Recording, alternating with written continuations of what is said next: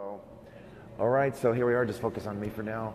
All right, how you doing? This is vesselnews.io. My name is Arthur Shopper. I am here, exclusive interview with Omar Navarro, who is running for Congress against Maxine Waters, aka the Crazy Black Lady, aka the Swamp Thing, Creature from the Black Lagoon. There's a lot of names I could come up with in less than 5 minutes.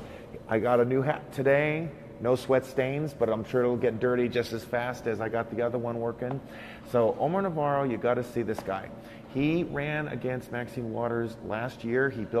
Since then, he has built up an incredible social media platform. He's being followed by at least 50,000 people on Twitter. He's been on InfoWars numerous times. Okay, Alex Jones has had him on the program. There is a growing grassroots coalition behind Omar Navarro. He actually lives in the district. He actually lives in the district, unlike Maxine Waters, who lives in some ritzy mansion off in Hancock Park. This is a real exciting exclusive. He's a good friend of mine. He works with me on the same board, the Beach Cities Republicans. We are making the South Bay great again. We're working on making Congress great again. We want to make sure that Omar Navarro takes over. So everybody hearing me good? How many viewers we got right now? Jennifer's helping us out. How many viewers we got right now? 47. Awesome. So why don't we get this thing rolling? Come on over, Omar. All right, so here he is. Glad you made it. Thank you. Excellent. Thank you for interviewing me today, Arthur. I'm glad I could do this. Yeah, this is great. Josh, a big fan of yours. He loved what we were able to pull off. Yeah. We were able to pull off what was happening. Yeah. So, and Jennifer's doing a great job. She's going to help me with any tech issues. So I know you're a pro at this, so Yeah. I'm really glad that we could get this together, even though there was a short amount of time. Everybody wants to talk to you. Everybody wants to know about you because you're taking on the Swamp Thing, Crazy Black Lady, Maxine Waters. So tell us really quickly, why do you want to run for Congress? Let's start with that. Well, I started years ago. I got involved in politics, as you know, Arthur. I've been involved for a very long time. I was helping out political candidates from congressional races to mayoral elections to city council races. And I realized that when I was involved, I saw a lot of these people didn't really have a backbone to them. They would promise all these things, but they would never deliver on those promises.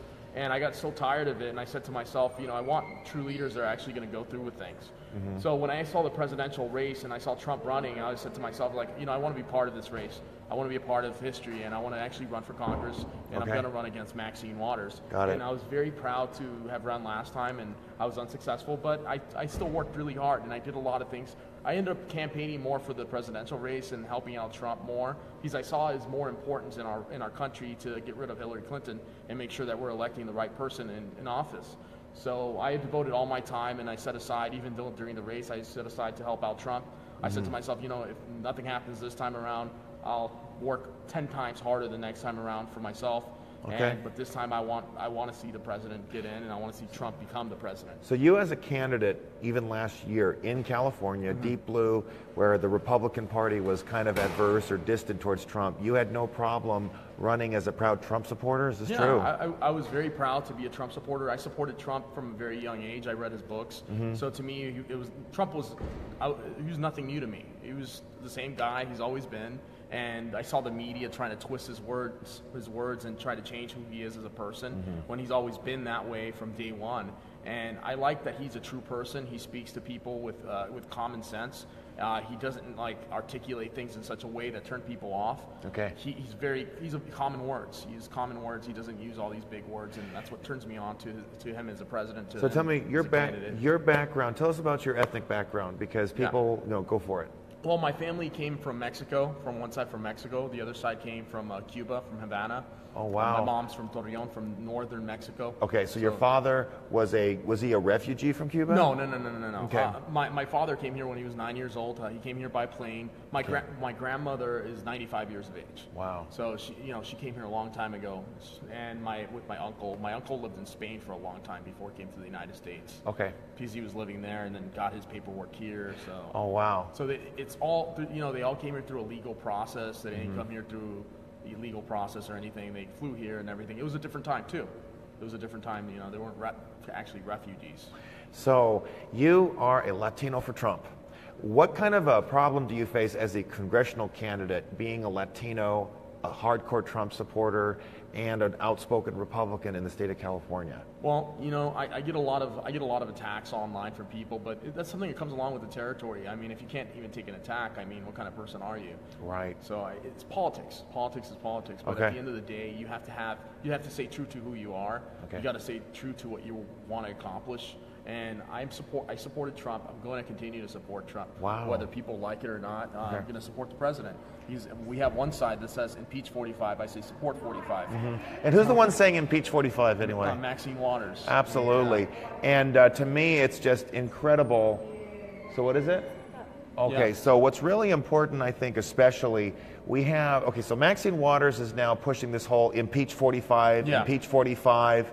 What's your thoughts on that, considering the latest revelations we've gotten out of the U.S. Senate, intelligence committees, the armed forces committees, the reports that we've seen? What's your take on that? Well, the whole Russian thing is all hoax. You know, you already saw on TV, they talked about how it was a hoax and how they're making it up and they're trying to get publicity. They have no stories. I mean, look at all these networks on TV. They're dying off. These people are looking at alternative resources for information. They're going online and they're basing their own opinion on, they're creating more facts. They're like saying, well, this doesn't make any sense. They're just telling me to believe this, but do I really want to believe this? Absolutely. I'm not going to believe what I just see on TV. I'm going to believe whatever I do research on myself. Yeah. Why am I going to base it on an opinion? The best source of news is actually look at congressional hearings, paying attention to what they're saying and what they're going through. And even if you don't understand something, then you can look online and go on Open Secrets. Then I have to ask myself, then why is it then, why do you think Maxine Waters is so committed to continuing this narrative, impeach 45, when in the face of such glaring evidence that's come forward that there's no Russia-Trump collusion, that there's no corruption that was on the part of the president when he was a candidate? Why do you think she keeps pushing this? She keeps pushing it because Maxine Waters is trying to divert the American public away from the real issues in our district. I mean, you have a lot of homeless in our district. You have a lot of poverty. You have a lot of people who can't even find jobs. You have businesses that are leaving and fleeing to Texas. Why is that happening? Well, Maxine Waters is not concerned about the issues in our district. She's concerned about impeaching the president. She's concerned about changing the whole narrative and kind of engaging people in a different way. Okay. But she's trying to get people she's diverting them. She's diverting them from the actual issues in her own district. She knows that she's not going to hold on to that seat easily next time around. Okay. But if she diverts them to other issues that don't matter, that are not, they're not even proven, they're not even facts. Well, here's the thing I have to ask you, because there was a hardcore Democratic operative, if you will, who had shown up and he says, I predict that Maxine Waters is going to carry her district by 70%. What makes you think that it's going to be different next year? Of course. Let's go backward a little bit and rewind from when I first started. When I first ran, I spent $3,000 on my race. Okay. Very little money, and I want to disclose that to people. People can look it up on opensecrets.org and pull it up and look up all the information. I ran a small campaign. I didn't have a lot of money. Maxine Waters spent $650,000 against me. 2016, she spent $650,000? Yes, $650,000 against me. Okay, just against a startup candidate, essentially. Exactly. And really? I still received nearly 25% of the vote. Nearly 25% of the vote. You got. So that means I had to cross over voters in that district. Also, to get Democrats, I had to get independents to vote for me. So considering the amount of money I spent, I did very well. But what people are not noticing is that this time around, I've raised much more. In the past 5 months, I've raised about $30,000 in the campaign. Wow. So now we're talking now. But I have a bigger movement now. I have a lot of volunteers. I have a lot of people that are helping me this time around. I mean, I've been putting all of myself into this, and I know many people that are watching know that I have been, because I go on InfoWars. Rush Limbaugh mentioned me on his show. Oh, no kidding! Wow. Alan West tweeted something about me. I saw that. A lot of major people have been sharing my stuff. Ben Shapiro shares my stuff too. So I mean, it's amazing to see the amount of support that I've been receiving from so many people, and the names are limitless to the amount of people that are going out there. And I'm going on InfoWars tomorrow at noon, and that's going to be interesting. It's good to plug that. Let me ask you this: what's been the catalyst that has taken you from a nobody candidate that had $3,000 to somebody that has such an incredible social media profile? How did that happen? I want to give big credit to InfoWars. Okay. For all of it, because InfoWars really they gave me a platform. They gave me an opportunity to get my name out there, to get my voice out there. to really get the information out there about what's really happening in the district. They wanted to see what is someone that actually lives in a district, what do they think about the district? Because I actually lived there. I was born in Englewood. I lived a portion of my life in Hawthorne. I went to school there. I went to York Elementary. Oh, really? I went to Previs, the middle school there, and then I went to West High School in Torrance. So I moved around in the district, but I lived in the district my entire life. And so I know about the issues because I've experienced them from first hand. I mean, when you look at something and you live there, you know what's going on. But if you don't know what's going on, then you're kind of disconnected from the people that live there. So you have to know. Okay. Now, normally, one question that would come to mind is what are the top 3 issues? But let me take one issue I think that you resonate with, Trump, a great deal, and it's immigration. How would you say illegal immigration is impacting the 43rd Congressional District? Before you answer that, by the way, just remind the audience which cities are located in the 43rd Congressional District. So in the 43rd Congressional District, you have the city of Alameda, which is not too far from here from Torrance. Okay. Torrance is split in half. I don't know how that happened, but it got split in half. You have all of Gardena, all of Hawthorne, Englewood, Southeast Los Angeles. You have Del Air, the little strip of Del Air right next to close to Hawthorne. Okay. Got it. So you have, and you also have Lawndale. Lawndale's a little small city. It's right next to the district. You have a portion of, I think there's a little portion close to Harbor City. It's not really in Harbor City, but there's a portion right there. Okay. And West Carson area also. Good. And there's something else that comes to mind too, like in the upper western section, because it seems to be a district that starts to sprawl that way. Those regions too. Westchester? Westchester's also, yeah. Okay. Westchester. And the airport, I believe, is part of the district? Yeah. So that's a big issue right there. So, so now immigration. So we're treating that as a top issue. You've mentioned it before. How is illegal immigration impacting, or even just immigration, how is it impacting the 43rd Congressional District? Illegal immigration is a major issue here in the district and in the state of California. We know that a lot of people are voting illegally here. You have to clean up the voter rolls. So what we're working right now, we're working with an organization that's working towards cleaning the voter rolls here in the 43rd Congressional District. Well, good. So they're giving us information about how many people are dead in at homes. So we're going to try to identify which people are dead, and so we can get them off the voter rolls. Okay. We're going to identify people that are registered in multiple addresses. And I don't know if you knew, there are what? also, yes, we also have to identify that. Okay. We also have to identify the people that are, there are also, there's a lot of identifications that we have to also look at, but they also look at different little details, like let's say someone registers with a different last name and they got married and they changed their last name. Well, they're still registered under 2. They're registered under 2. So they could technically get 2 ballots? Yeah, basically. Oh, wow. So we also have to crack down on that, making sure that people are not voting twice. Is that taking money from your campaign, though, to clean up the voter rolls? That's taking money from the campaign to clean up the voter rolls. And, I mean, that's one of the things that, I encourage people to donate. Talk about that right now. How can they donate to your campaign? They can donate to my campaign at omarnavarro.com. They can go to my website and donate on there, omarnavarro.com/donate, OMARNAVARRO.com. They can go on there and donate, and the links are on there. They can also click on it and go straight to the website. And make sure you guys donate, because this money is being used to clean up California, not just to clean up the 43rd Congressional District.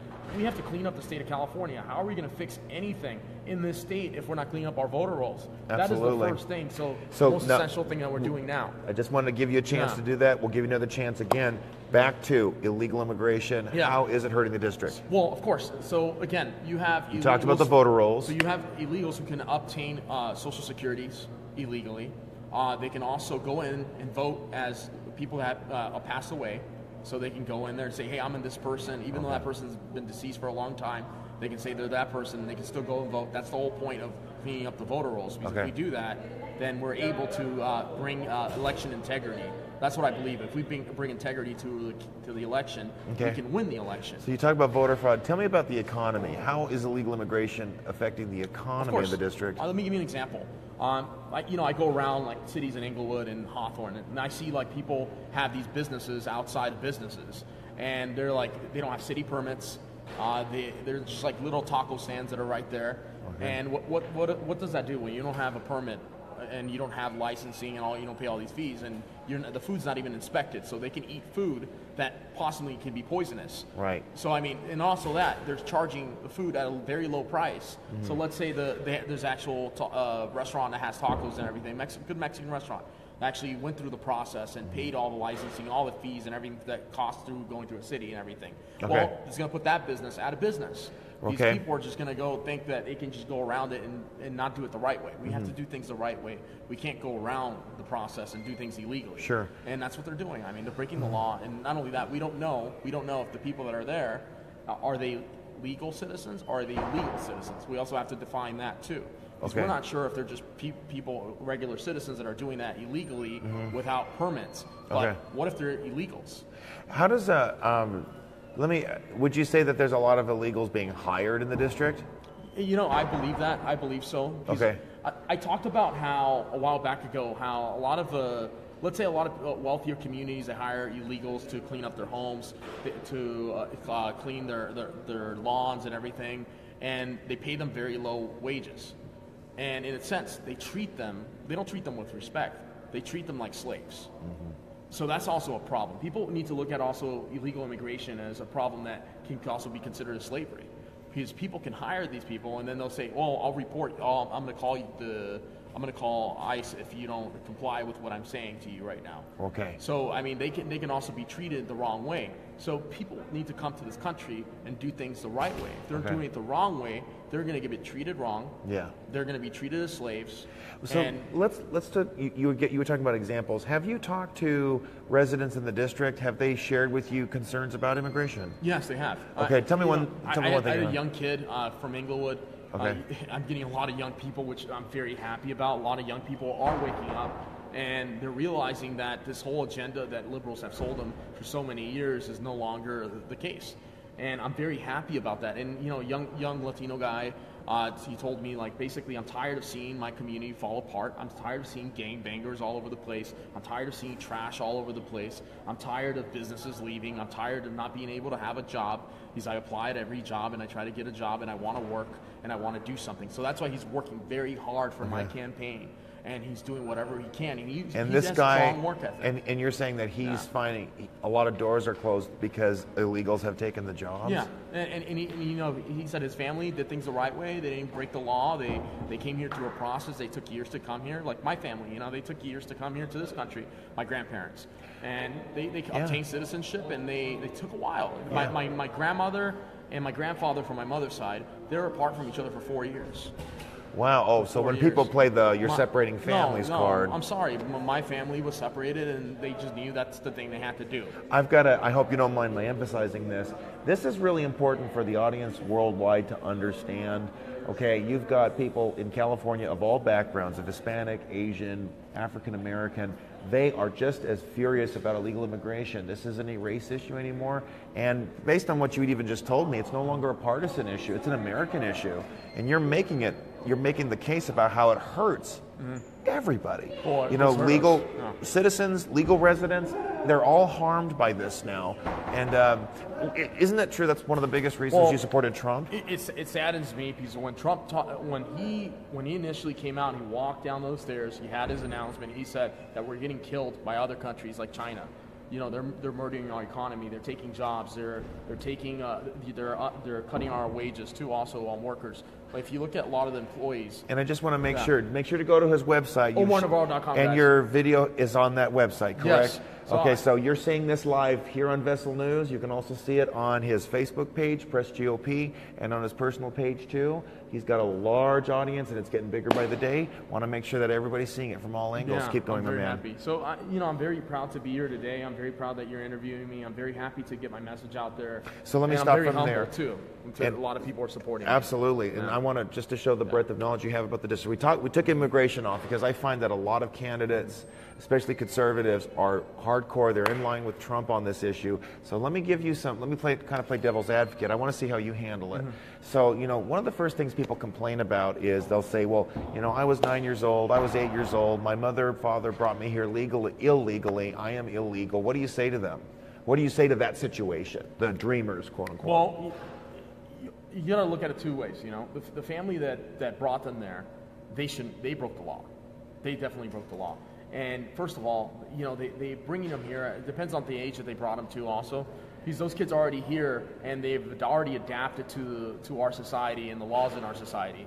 But at the same time, we can't automatically just hand them an amnesty and say, hey, you're automatically a U.S. citizen. You can vote in the system, in the process. This is where the problem lies. It's not that we're going to send them back. This is that we have to know that they're there, know that they exist. But the parents, we do have to go after them because they broke the law. Okay. They broke the law. And if they broke the law and they came here through the wrong process, they knew knowingly that they were going to break the law coming here. Yeah. So we cannot just hand out amnesty to everybody. We can't. Okay. We can't. I'm sorry, we can't. So we can't. Our country is bleeding right now, and yeah. it's been bleeding for a long time. A lot of people who come here illegally also. But I want to, because they don't have the financial means. So let's get a clear answer on this. What is your status on those dreamers? What would you do? So we're talking about young illegals. I wouldn't hand them automatic amnesty. I would think that, for me, they have to earn their citizenship here in this country. Okay. And they wouldn't automatically be citizens. I would propose. What's your criteria? What I would propose is after a certain age, and as soon as they start working, that we know that they exist, that they're here, that they would have to work in the United States for 10 years before they are able to obtain citizenship within the country. So you would grant them legal status? I wouldn't grant them. I would grant them legal status to a certain extent. Okay. They can't vote or anything. They have to be here in this country. Okay. They have to be here in this country. They also have to have classes where they have to learn the Constitution. They have to learn what this country is about too. Okay. Because the understanding already. The problem is the family already came here illegally. They broke the law. I'm talking about the families. We have to send them back through a line, and they have to come back through a line. Okay. The kids, they have a choice. They can go back with the family, or if they're of age, they can stay here because they've already been in the country for a long time. But they don't have the right to vote. Okay. They cannot have the right to vote because automatically, if the family didn't learn the Constitution while coming here, and they didn't pay all the fees and all the costs that came along with it, they didn't teach their kids those values of the Constitution. Fair enough. And let me ask about another group that's now becoming a popular point of contention. We illegals have ended up serving in the military in this country, and so they're veterans. Or the argument is that they're veterans, and then some of the congressmen are now saying these veterans have been deported and they want to grant them citizenship. What's your take on that situation? No, I don't think that's the case. We shouldn't be granting automatic citizenship if they're going to serve. To be in the service it's an amazing thing to do, to serve your country, and it should be granted to only legal citizens. Okay. You can't just let anybody just step in and serve in our country. You have to know the Constitution. You have to know what the country is about. And it's a privilege also to serve in our military. Yeah, I have a cousin who's served in the military for over 5 years now. Okay. And she's been overseas, and I'm very proud of her that she's been doing it. I'm going to visit her. I'm going to Florida, and I'm going to see her. So I'm very happy to visit my family that lives in Florida, and I'm proud to see Americans who stand up for our country, who fight for our freedoms, who respect our Second Amendment, because that's essential. Okay, got it. We hit the immigration issue. I treat that as the generically most contentious, most important issue for many districts. So having put that aside, back to the district itself, what would you say are the three biggest issues affecting the constituents in the 43rd? For me, what I've seen myself is poverty, misuse of funds, and business climate. Okay, misuse of funds, what do you mean? Misuse of funds meaning that they spend money on things that are not necessary. Who though? Like the government. Let's go back to welfare. Okay. The welfare system has been misappropriated. It hasn't been utilized in a way. Like, let's say you go to the welfare office, and I'm going to soon do a live stream in the welfare office. When you go to the welfare office, you see a lot of people driving Mercedes, BMWs, and all these nice, beautiful cars. Are you serious? So you're a welfare recipient. Welfare fraud, it sounds like to me. To me, that's welfare fraud. And so we have to crack down on welfare fraud. People complain, well, we don't have the money for the wall. Well, if we crack down on all the welfare fraud, that's where we're going to get the money. And so that's you just pretty much affirmed it. You want that wall built along our border. The wall has to be built. The wall has to be built. Not only that, tunnels have to be built too. Okay. So they don't go under that wall. I don't want to go down that pathway. I should probably bring that back. I'll bring it back in a bit. So you see poverty, misuse of federal funds, and what was the third issue? Okay, so what's the issues with the business climate? Yeah, with the business climate, Toyota and Torrance just recently announced that they were leaving to Olean, Texas. And for me, that's a concern, when businesses are leaving the state of California, and they're leaving the state of California because politicians are making it impossible for them to do business here. It's sad. I mean, and then people complain, I can't find a job. I can't do this. I'm homeless. I'm going in the street now. They're in that situation because they're supporting people who are putting them in poverty. That's what Democrats do. Democrats put people in poverty. Wow. They're not for business. They're not for jobs. Okay. They're against jobs. All right. I'm here to fight for jobs. I'm here to fight for business. So let me take those 3 issues. Okay, poverty. How do you want to solve the poverty problem? Well, you address the poverty problem by creating jobs in the district, by bringing good business. Okay, and back to welfare fraud. Well, we'll call it misuse of federal funds. How do you want to crack down on that? Oh yeah. One of the ways to crack down on welfare fraud is to basically push. We have to push for.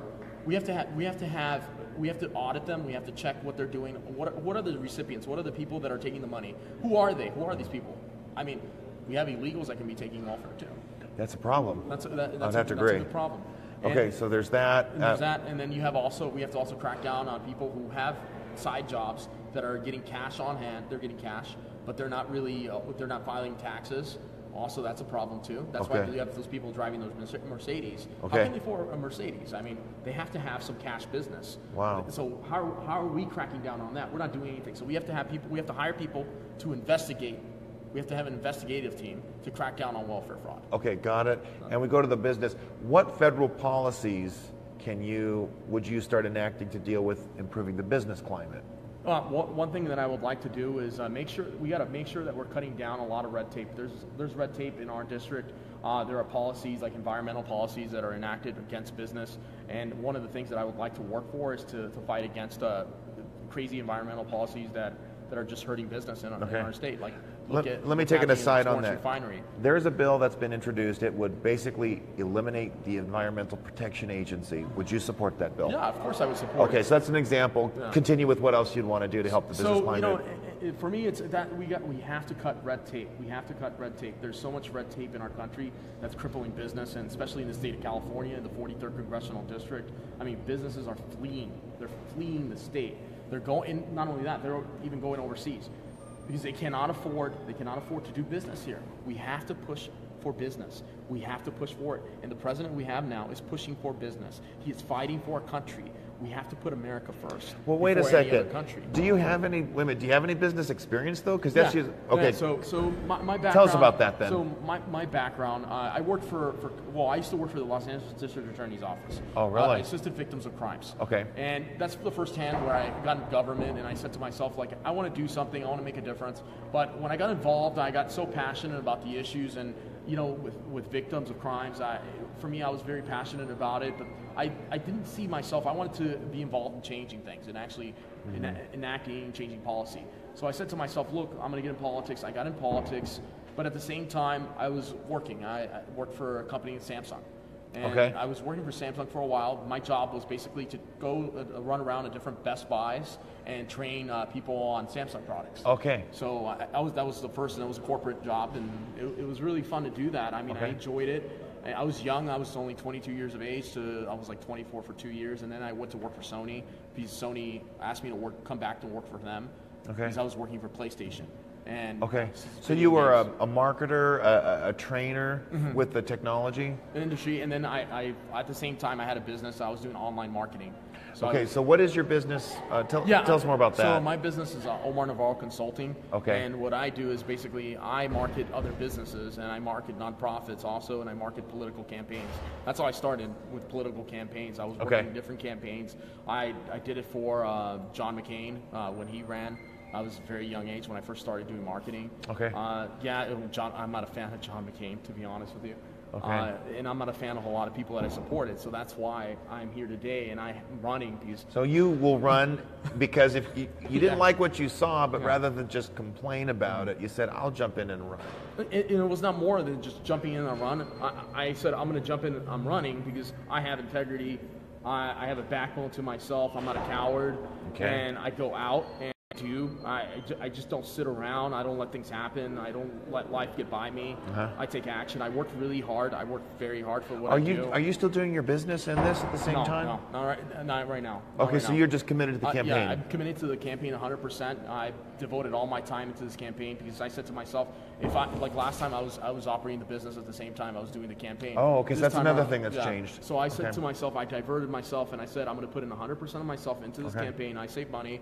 I we're fine, and we're fine because it's just a matter of what you do. It's just being responsible. If you're responsible, then you're going to be financially free. You're going to be fine to do the things that you want to do in your life.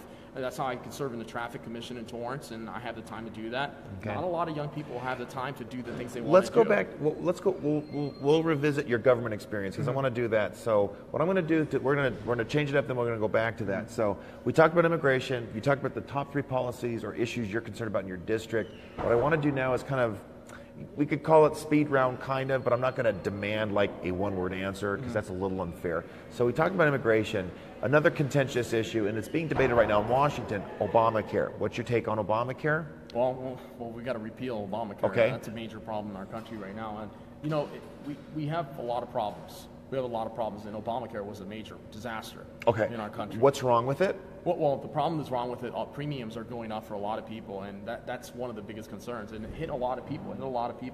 I saw premiums go from $800 to $1,400, and it's crazy. It's crazy.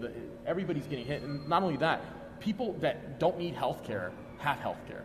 It doesn't make any sense to me. It just doesn't make any sense to me. You mean they don't have health insurance, but they don't? People that have, all right, people that have health insurance, people don't need health insurance, have health insurance. There are people who are physically healthy, young people, who don't go to the doctor as much, who don't need those programs. But there are people who are older who need those programs.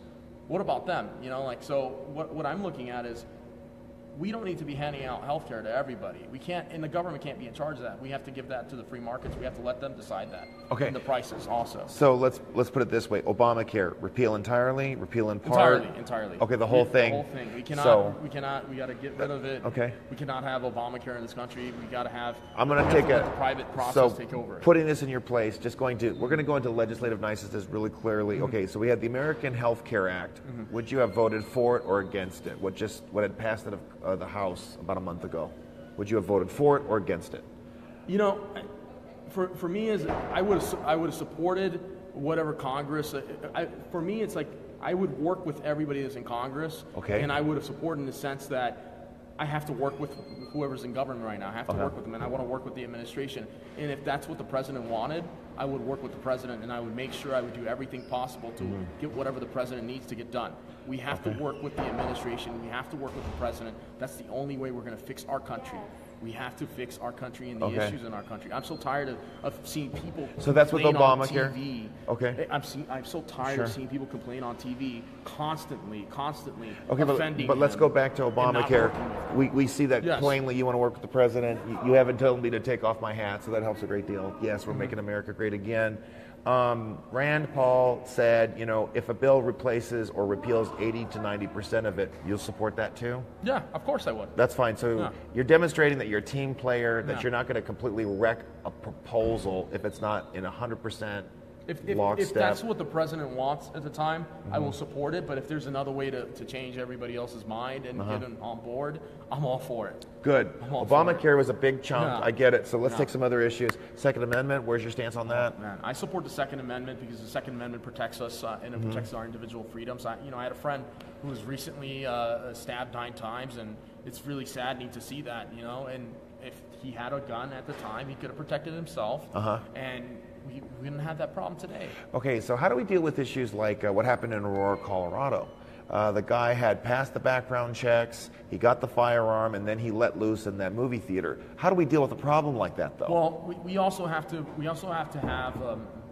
check people's mental stability too. Okay. But at the same time, the government also will try to define who's mentally fit and who isn't. That's a problem, isn't it? That's also a concern too, because then you have the government also impeding on the Second Amendment too, and our Second Amendment's right. So that's a good point you've brought up, that mental illness as a criteria can be too wide and make it easier to infringe. I think it has to be defined. Okay. Mental illness has to be defined, and it has to be defined by experts, because I'm not an expert. Okay. So for you, the issue isn't limiting who can have a firearm, but in the sense of just generically a ban or a gun control proposal, but ensuring that as people are signing up or seeking a firearm, that there are criteria in place to ensure that someone who isn't mentally... Someone like for me, it's like more like if someone has suicidal tendencies, why are we going to give them a firearm? Okay. Because they can just take the firearm and off themselves. If they also have tendencies of committing homicide and killing people, then we have to assess that too. I hope not. We're not going to make sure they get a... So I think that's, sure. In layman's terms, it's simple. Suicide and homicide. We have to watch out for those tendencies too. That's fine. So I'll give you 2 legislative proposals that occurred. Get your response from it. First one, 2013, there was a desire to expand background checks. That's a bill that actually failed in the U.S. Senate 2013. Whatever you know about it, or little as much, would you have voted for it? Well, can you walk me through the details also on the bill? You know, the attitude people had was that they needed to deal with like private gun sales between family members, for example. They felt that had to be subject to background checks, for example. Would you have supported something like that? You know, no, I wouldn't have supported something like that. This is a good exercise. Anybody who's watching this wants to know where you stand. You know, because with Maxine Waters, it doesn't seem like she stands for anything, like you said, but impeach, impeach, impeach. That's not a policy. That's not leadership. The other thing, there is a bill. You know, I'm a legislative wonk of sorts. It's constitutional carry. So it means that if I'm licensed to have a firearm in Utah, then every other state must recognize my right to have a concealed weapon. Yeah. Do you support that? Yeah. You support that? Of course I support that. And there's the only challenge is that do you feel that it erodes federalism, the state sovereignty? No, it doesn't. Because people's rights under the Constitution, they're guaranteed the Second Amendment. Okay. So we got to look so at states got to deal with it. Yeah, they got to deal with it because it's the Constitution at the end of the day. Okay, so we got that. So let me get into the cultural issues. Pro-choice, pro-life. I'm pro-life. Okay. Do you recognize exceptions of any kind? Rape and incest. Okay, so got it.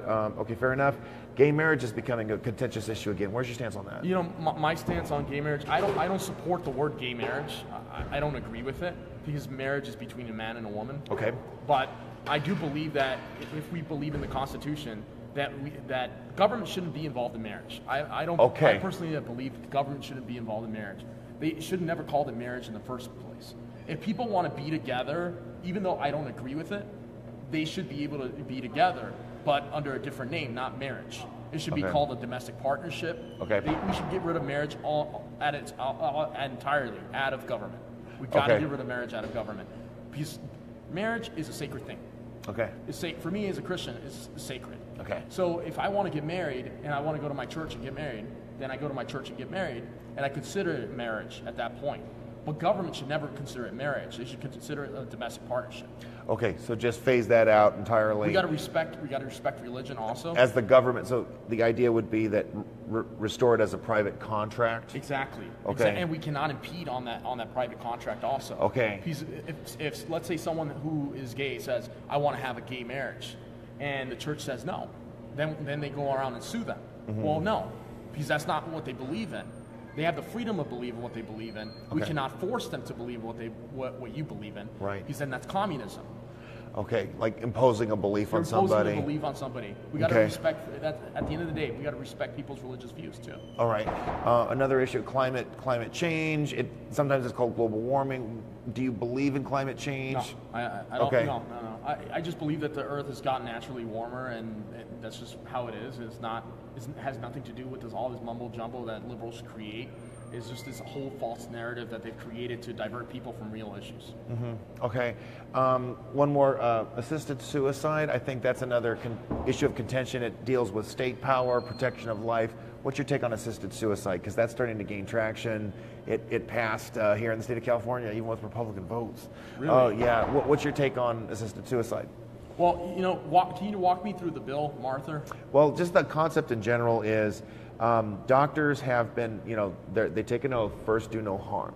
And what's happened is many states have even gone so far as we want to protect life as much as possible. We don't want doctors to be in a position where they can administer a fatal dose or, a fatal procedure to end a patient's life if they want to be killed. Patients are not allowed to seek that kind of a end-of-life palliative care. And what states are now doing is that states are enacting laws which allow doctors to administer those end-of-life procedures, if you will, or allowing individuals to engage in those behaviors within a medical setting. And people who are opposed to that say, well, life is precious at every level. We shouldn't allow this to happen. And those who who believe that assisted suicide should be permissive. They see it as a liberty issue. As a libertarian, individuals should have the freedom of choice to do with their bodies, even if it means ending their lives. So what's your take on assisted suicide? My take on it is that, yeah, the government shouldn't be administrating someone's death or whether someone lives or dies. Okay. People should have that choice themselves as an individual. So, now I can go specifically, if this helps, that I can't remember that was the number, but okay, you've given the answer, so you would support allowing assisted suicide? Yes. Okay, got it. So that settles that there. We talked about the issue with climate change, or that seems to be the contentious issue right there. Foreign policy, you are going to be a federal official as an elected official, so what's your, okay, let's take something simple. The embassy in Israel, do you want to see it move to Jerusalem? Yes. Okay. Yes. And why do you think the president's delaying the move? Because he promised that he would get it there. He would take it from Tel Aviv. Why do you think he's delaying it? You got to look at it. The president's the president. He's got a lot to do. He's got a lot of work to do. I mean, he's not only doing. He's worried about different issues in our country. He's worried about bringing business. He's worried about making sure that other countries are not killing us. Mm-hmm. So he's taking care of a lot of issues right now that we have to address. So and not only that, he's only one man. We got to also think about it too. He's not a god. He's one man. He's one man. Mm-hmm. So I believe that the president eventually is going to address it. I think the president is going to go back on that issue, and he's going to look at it, and we're going to make sure we're going to have an embassy. Okay. Some people, some people think that it's just like a form of backpedaling. Some people, this can tie into, well, why don't we switch it to this instead? Israel itself is a contentious concern, especially when you've got the Palestinian territories. Do you support only one state, a two-state solution? How this Arab-Israeli conflict? How do you see it coming to an end? I support Israel in the sense because Israel is one of our last beacons of hope in the Middle East. Okay. We gain information. We have to work with them too. We have to have relationships with people in other countries also, but we also have to worry about our country and putting our country first. So for me, that's a concern also, but we have to sustain relationships also with other governments. Well, what do you think that there should be a Palestinian state, or do you think that, or do you support? Well, it's not necessarily in conflict, but there are more Jewish settlements emerging in the West Bank. Do you think those should be halted, scaled back, or should they be allowed to continue? Because that is one of the key conflicts in the region. Well, I think personally that there are a lot of conflicts that are going on and that are going to continue to go on. Those conflicts, we're not going to change them overnight. Mm-hmm. So my belief is to go back, and we also have to think about what we're doing here in our country. Okay. We have to focus on infrastructure. Because there are a lot of issues in other countries that are going on, but we have to look back at us. If we're not looking back at us, then what are we doing? We're not doing anything if we're not going to do that first. I'll try one more time. Yeah. When it comes to the settlements that Israel is advancing into the West Bank, do you support them? Should they continue? Should they stop? Or should they be scaled back? I think they should be scaled back. Okay. So you do support a two-state solution. Palestine should have its own state. Mm-hmm. Okay, got it. North Korea, it's getting in the news again. Do you like what the president's doing? Do you think he should try something different? Go forward? Go backward? What do you think? Well, North Korea is a continuing issue in our country. I mean, North Korea keeps testing our waters, mm-hmm. and we for so long we can no longer let North Korea walk on us. It's going to get to the point where we can't let them walk on us. I mean, to the point right now is eventually we're going to have to take action. We can't just sit back and enjoy the show. Okay, so just to give you previous reports have shown that there's been a military buildup around North Korea. Do you think that the president should use some kind of military action, bomb North Korea? Do you think we should just maintain a strength? Go ahead. I don't think right now, in this second, but if North Korea does something that is going to affect our country, we have to step in. We have to do something. But fine. If it's affecting our country, we can't just go in out of nowhere and take them out. We got to do something first. We got to make sure that if they're going to do something, we're going to be there, and we're going to make sure they don't do it. Okay, so I mean, I'm getting a general sense here. A foreign policy in this country, it's acceptable. Military action is acceptable as long as we're seeing that it directly benefits the country, the United States. Yeah. So, departure point from there. Donald Trump bombed an airfield in Syria. And some people thought, that's an overreach. He needs to ask Congress for approval. What's your take on that? At the time that he did with Syria, I didn't agree with it. I was, Oh, really? Okay. I wasn't in favor of Syria because I felt like there was more information that we needed to know in order to do something like that. Okay. I mean, but then again, you also have to look at the president. Was there a reason behind it? Was Okay. there any reasoning behind it? I still don't know what the reasoning behind it was, but I would like to know more reasons why he went through with what he did. Okay. Because I think we need to focus on more our efforts here. If it directly impacted what we were doing here in our country, then yeah, of course. Fair enough. I think of another very belligerent, threatening actor in the Middle East and that region, Iran. What's your take on the Iran deal? Yeah, well, Iran is a big threat. Okay. They're a big threat, and we have to assess that because they are a problem. And eventually, we are going to go in conflict with Iran in a big way. You really think so? I think so. I Okay. personally think so because Iran is a vicious country. And my stepfather is actually from Iran. Oh, really? Yeah. So that's your wife's father. Is that correct? My mom's husband. Okay, got it. So my mom remarried, and her husband's from Iran. Okay. And, he would always share with me stories on how Iran is a very dangerous country, and how Muslims destroyed it, and how they took over it, and why he left. He left because he was tired of seeing how Islam destroyed it, and that's why he came to this country. He came here because he wanted the freedom to not express any form of religion. Because his father was Jewish. So really? He was a writer in Iran, and they were being persecuted and for their beliefs, and that's the amazing part about this country, that people can believe in Christianity. Good. You can be Jewish, and you're not being persecuted for what you believe in. Absolutely. But at the same time, we also have to assess threats too. There are religions that are out there like Islam. They're a threat to our civilization. They're a threat to other religions. I'm glad you bring that up. They're a threat to our freedom. I know you were at the anti-Sharia rally in San Bernardino. So do you feel, so how do you want to, Sharia law, you're opposed to it, Of for course it? I am. Okay. I'm opposed to Sharia law. Really quickly tell the audience We why. cannot have Sharia law imposed in our country. Why? Why? Because it's a way of life. And a way of life is not a religion. It's a cult. And I firmly believe that in a big way. They're practicing to deceive people. They're practicing to kill people. This is not what we do. No. Okay, so it seems in the name of religion. This is a conflict that I see. How do you resolve this issue? Okay, so there are people who say Sharia is part of Islam, and there's the First Amendment, right? Mm-hmm. So how you want to ban Sharia? Yeah, of course. Okay, how do you make the case for doing that, even though it seems that it's in conflict with the First Amendment? Well, freedom of speech. There are things that are protected under freedom of speech. Okay. But act of violence is not protected under freedom of speech. Okay. And in itself, Sharia law promotes violence. Okay, got it. Okay, so that's the argument because That's the argument. Correct me if I'm wrong, but I believe you do have Muslims who are constituents in your district too. I do. So if there are Muslims who believe in Sharia law, who adopt Sharia law to their life, then that's a problem. Okay, going on that pathway really quickly, have you talked to those potential constituents, and they know your views on this? I went to the CARE meeting. Oh, really? Yeah, Okay. a year ago. I went to it. I was not, in favor and everything, but I just showed up. I went to the CARE meeting. I just wanted to see from first-hand experience from how everything was in a mosque and everything. Okay. So I went inside, and my wife on one side, I was on one side. Oh my She God! had to Did she have to put a veil on? Yeah, she had to put a veil on. Okay. They had a section for the females, section for the males. Okay. The females cannot say anything. They have to stay quiet. The males are the only ones that can talk in the mosque. Okay. So it's very, very male-dominated. It's not. The females have no sense in there.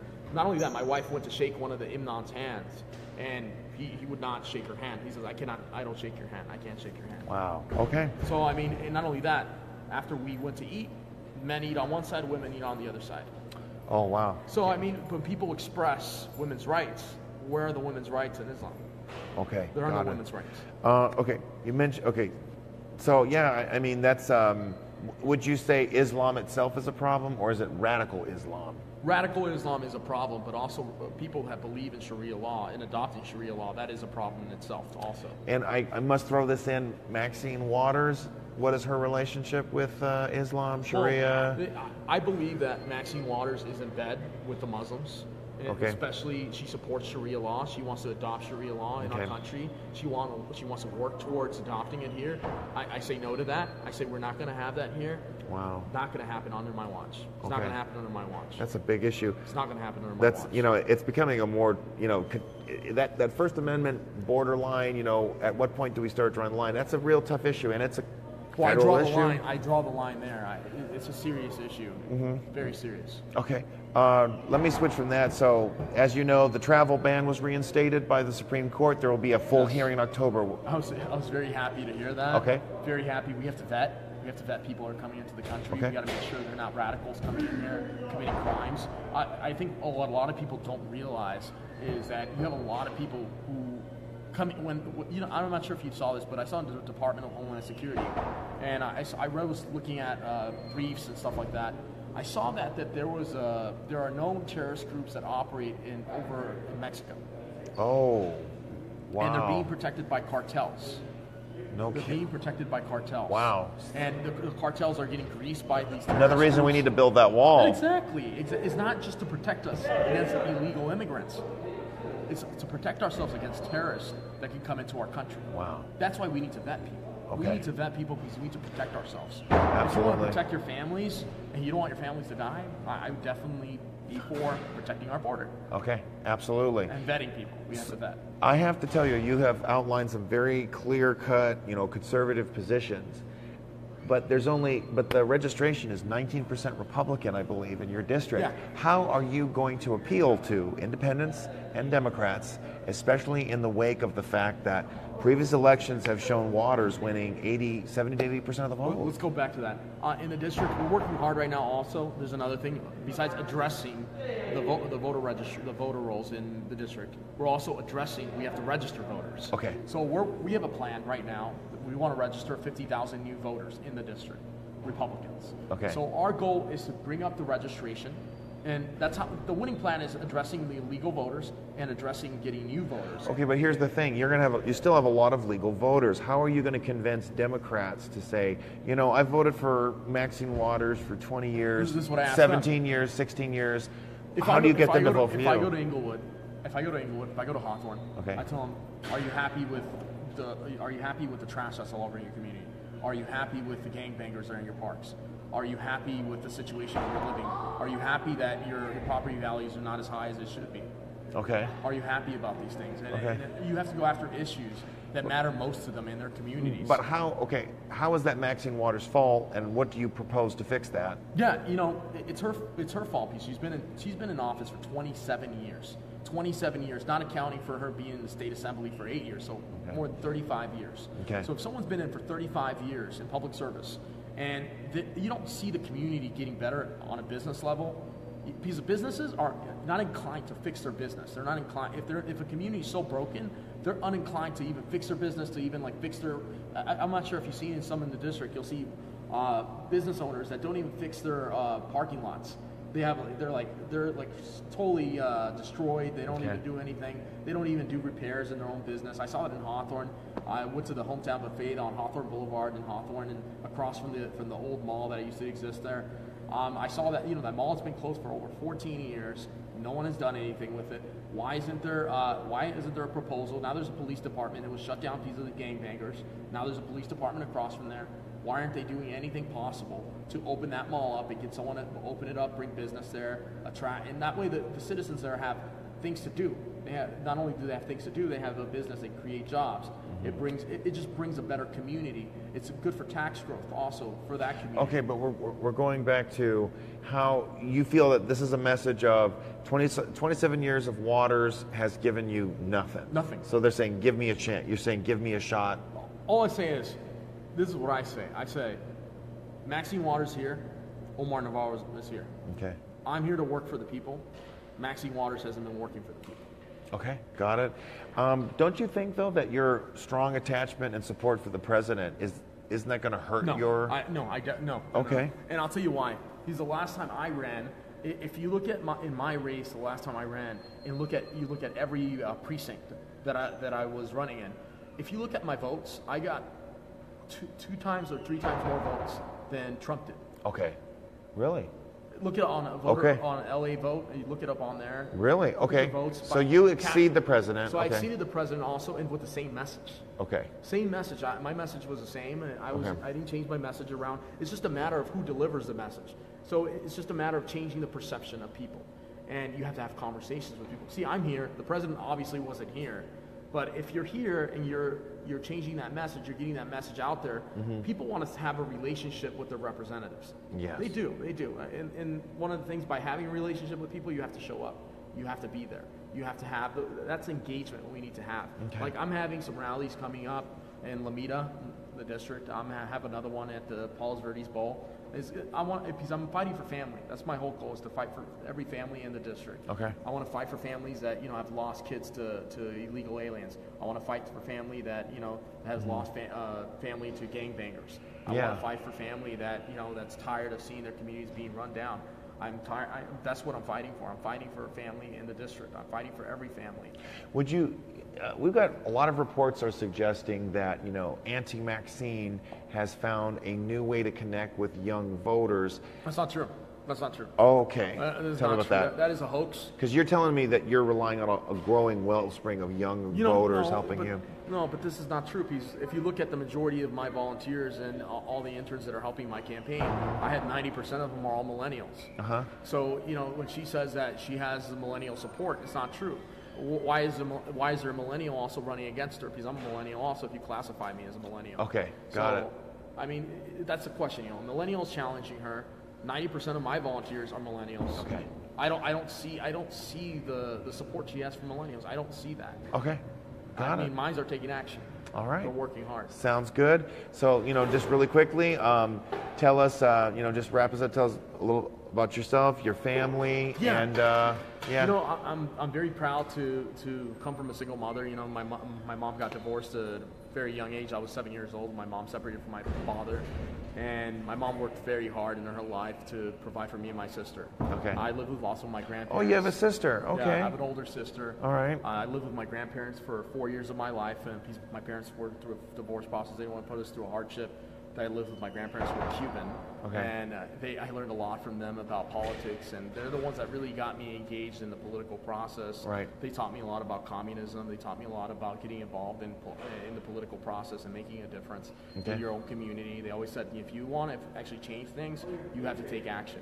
And if you're not taking action, then you're not doing anything in our country. You have to get involved in civics. And that's what we got to instill in young kids. I mean, I think, I believe in myself as a young person that I can encourage a lot of young people to get involved. Absolutely. To make a difference. And I've been seeing that in my campaign. A lot of young people are getting involved. I've even get messages. Tell us about your wife. Yeah, my wife, Tori, we got married 3 years ago. We just had our anniversary in May 2nd. Congratulations. That was exciting. My wife is a great person. She's very supportive of what I do, and she's, you know her, Arthur. She's very phenomenal. She's supportive, and she comes to everything. Sometimes you have wives that step out from the side and they're not together and they're not involved in what you're doing. But she's involved. She really cares about what I do, and this big support system that I have there is important to have. Wonderful. That. And I'm very proud to have someone who really cares about what I'm doing and cares that I'm making a difference in the community. Wonderful. We need to have people like that. We're about to wrap up. So, anything else that you want to tell? Yeah. You want to share with the audience that I didn't ask about? Now's your chance, real quick. So, everybody, if you guys want to help drain the swamp in the state of California in the 43rd Congressional District, donate to my campaign. Go to my website at omarnavarro.com/donate. omarnavarro.com/donate. If you guys want to follow me on Facebook, if you're not following me already, go to Press GOP, follow me on there. Twitter, Press GOP also is on my Twitter handle. On YouTube, it's also my handles, Press GOP. Go on there, look at my stuff, look at my content. I don't want anybody to vote for me if they don't know what I stand for. Go to my pledge on my website, read my stuff. If you have any questions, any questions, send them to my campaign and contact us. Ask me whatever you guys want to ask. If you feel like something's unanswered here, and you say, hey, I want this added on the website, I'll add it on the website. I'll be happy to. And if there's anything missing on there, I'll be happy to add it. Just let me know. Contact me. Please do that. Go to omarnavarro.com and contact me there. Awesome. Well, thanks for doing this, Omar. Thank you, I really Arthur. appreciate it. I know you've got a really busy Yeah. schedule, but you took time to be here. So let me just wrap up for the audience. So we've got the real deal right here. Omar Navarro, he lives in the district. That alone should make you attuned to voting for this guy, because Maxine Waters, she lives at Ritzy Snitsy up there in Hancock Park. That's the first thing. Omar Navarro is raising money. He's got a grassroots organization that gets bigger by the day. He's got teams of supporters all over Southern California. They were there at the last Maxine Waters town hall where they booed her into oblivion as she fled from her own town hall. That has not happened in her 27-year career. He's got momentum, he's got drive, he just needs money. Make sure that you donate. Again, my name is Arthur Shopper. I'm here for VesselNews.io. You can also follow me on Twitter at Arthur C. Shopper, SCHAPER. You can also follow my blog, State of the Union, ashopper1.blogspot.com. Thank you again for tuning in. Please make sure to share this video. Make sure to like his Facebook page, follow him on Twitter, and let's help him make California great again and make America great again. God bless. Thank you for watching.